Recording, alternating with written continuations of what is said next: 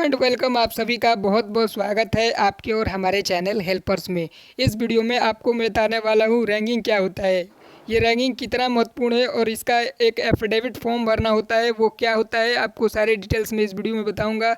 और ये कितना बड़ा अपराध है कि इससे आपको किसी यूनिवर्सिटी या कॉलेज से निकाला भी जा सकता है और आपका कहीं भी एडमिशन नहीं होगा। और यहाँ तक कि अगर आप किसी बहुत बड़े केस में और किसी बड़े झमेले में भी फंस जाते हैं तो इस वजह से आपको जेल भी जानी पड़ सकती है। तो रैंकिंग क्या होती है और रैंकिंग करने पे क्या है आपको सज़ा, और सारे डिटेल्स को मैं इसमें समझाऊंगा कि रैंकिंग किस प्रकार से होती है।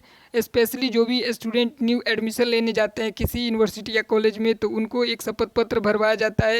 एक आपको फॉर्मेट भी मैं दिखाऊंगा, उसी तरीके से बाकी कॉलेज और यूनिवर्सिटी में भी आपको भरना होता है। जब भी आप एडमिशन लेते हैं आपको एक शपथ पत्र देना होता है। ये आप ऑनलाइन या ऑफलाइन दोनों माध्यम से कर सकते हैं।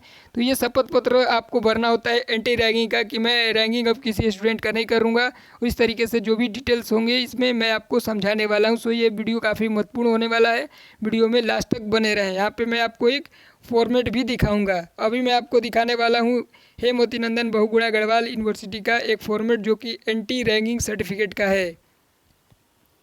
ये है आपका format of affidavit to be filled by student. आपको इस प्रकार से एक फॉर्मेट देखने को मिलेगा। ये आपका नाम, आपके पिता का नाम है, मेरे पिता का नाम है। बाकी डिटेल्स को आप देख सकते हैं किस प्रकार से आपका भरना है। यहाँ पे लिखा है कि I have received a copy of the UGC regulation of the means of ranking is higher educational institute 2019 I will undertake that. बाकी डिटेल्स आप देख सकते हैं। इस प्रकार से आपको एक फॉर्मेट देखने को मिलेगा जिसको आपको फिल करके बस यूनिवर्सिटी में जमा कर देना होता है या कॉलेज में जमा कर देना होता है।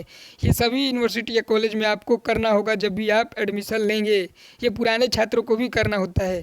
तो इस डिटेल को आप देख रहे हैं। अब मैं बताने वाला हूँ कि एंटी रैंकिंग होता क्या है और ये क्यों भरवाया जाता है। अब मैं आपको बताने वाला हूँ कि रैंकिंग क्या होती है और रैंकिंग की मतलब किस कैटेगरी में आएगा। अगर ये सब आप करते हैं तो रैंकिंग के कैटेगरी में आएगा। यहाँ पे लिखा है कि जब किसी हॉस्टल अथवा संस्थान में किसी छात्र को उसके पहनावे या रंग रूप के बारे में टिप्पणी की जाती है जिससे उसके स्वाभिमान को ठेस पहुँचती है तो इसे भी रैंकिंग के कैटेगरी में रखा जाता है।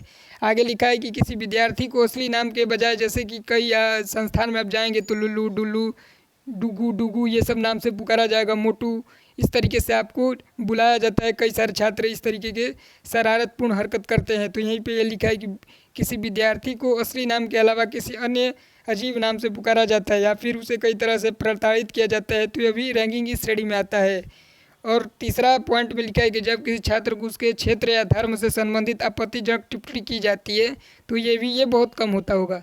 किसी पुरुष या महिला छात्र से उसकी भाषा या जाति के बारे में अपमानजनक टिप्पणी की जाती है तो उसे भी उल्लंघन की रैंकिंग श्रेणी में शामिल किया जाता है। और यहाँ पे काफ़ी सारे केसेस ऐसे होते हैं जिसमें महिला पुरुष या जो भी स्टूडेंट मेल होते हैं वो फीमेल को प्रपोज करने के चक्कर में पड़ जाते हैं।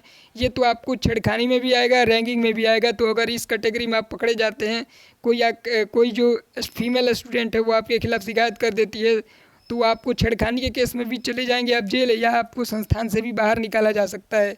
तो ये केस जो मैं आपको ये पॉइंट बता रहा हूँ कि किसी पुरुष या महिला छात्र से उसकी भाषा या जाति के बारे में अपमानजनक टिप्पणी की जाती है तो उसे भी उल्लंघन की रैंकिंग श्रेणी में शामिल किया जाता है। यहाँ पे एक और पॉइंट है कि जब किसी छात्र या लड़की को अपमानजनक शब्द कहा जाता है या वो अपने परिवार की आर्थिक स्थिति को लेकर शर्मिंदा होती है या उसके परिवार में हुई किसी दुर्घटना के कारण वो भी रैंकिंग की श्रेणी में आती है। और सबसे महत्वपूर्ण है, पुरुष या महिला छात्र को एक अश्लील कार्य सौंपा जाता है और उसे पूरा करने के लिए परेशान किया जाता है तो ये भी उल्लंघन है। और ये करने के बाद अगर आप पकड़े जाते हैं, अगर आपके खिलाफ़ शिकायत होती है इस कैटेगरी में तो आपको जेल जाना तय है। अब नीचे मैं दिखा रहा हूँ आपको, जब किसी छात्र को अपमानजनक शब्द कहा जाता है तो ये भी रैंकिंग की श्रेणी में आता है। और सबसे नीचे लिखा है कि किसी भी छात्र की ज़बरदस्ती कोई काम कराना, जैसे लड़का लड़की को प्रपोज करना, यही सबसे ज़्यादा कॉलेज में होता है। किसी भी कॉलेज में यूनिवर्सिटी में जाएंगे तो सबसे ज़्यादा यही होता है। किसी भी छात्रा की ज़बरदस्ती कोई काम कराना, जैसे लड़का लड़की को प्रपोज करना, थप्पड़ मरवाना, गाली गलौज करना आदि सभी रैंकिंग की श्रेणी में आता है। तो अगर आपका कोई सीनियर इस तरीके का कोई हरकत करता है तो आप आप जाइए अपने वीसी से या अपने जो भी सीनियर्स अपने आपके यूनिवर्सिटी में होंगे, कॉलेज में होंगे, उनसे शिकायत कर दीजिए। बस उनकी खटिया खड़ी होने वाली है और आपको डरने की कोई ज़रूरत नहीं है। इसका आप ऑनलाइन शिकायत भी कर सकते हैं। ऑनलाइन शिकायत कैसे करना है मैं किसी और वीडियो में आपको बताऊंगा। यहाँ पे मैंने आपको एक बेसिक जानकारी देने का प्रयास किया कि रैंकिंग क्या होता है और रैंकिंग करने के क्या क्या है नुकसान। और यहाँ पे मैंने ये भी बताया कि रैंकिंग कौन कौन से कैटेगरी में होती है, और आपको एक लेटर भी दिखाया, एक एफिडेविट फॉर्म भी दिखाया कि किस प्रकार से आपको किसी भी कॉलेज या यूनिवर्सिटी में आप जब भी एडमिशन लेते हैं नए छात्र, तो उनको ये एफिडेविट एंटी रैंकिंग का एफिडेविट साइन करना होता है और उसे यूनिवर्सिटी या कॉलेज में जमा करना होता है। ये एक इम्पोर्टेंट डॉक्यूमेंट होता है जिसे आपको हर हाल में जमा करना होता है। सो इस वीडियो में आपको मैंने काफ़ी डिटेल्स दी एंटी रैंकिंग के एफिडेविट के बारे में। सो इस वीडियो में आपको काफ़ी हेल्प मिली होगी। इसी तरह का सीयूईटी, पीजी से रिलेटेड, यूजी से रिलेटेड इंपॉर्टेंट इन्फॉर्मेशन से रिगार्डिंग वीडियो को देखने के लिए इस चैनल को आप सब्सक्राइब कर लें। धन्यवाद।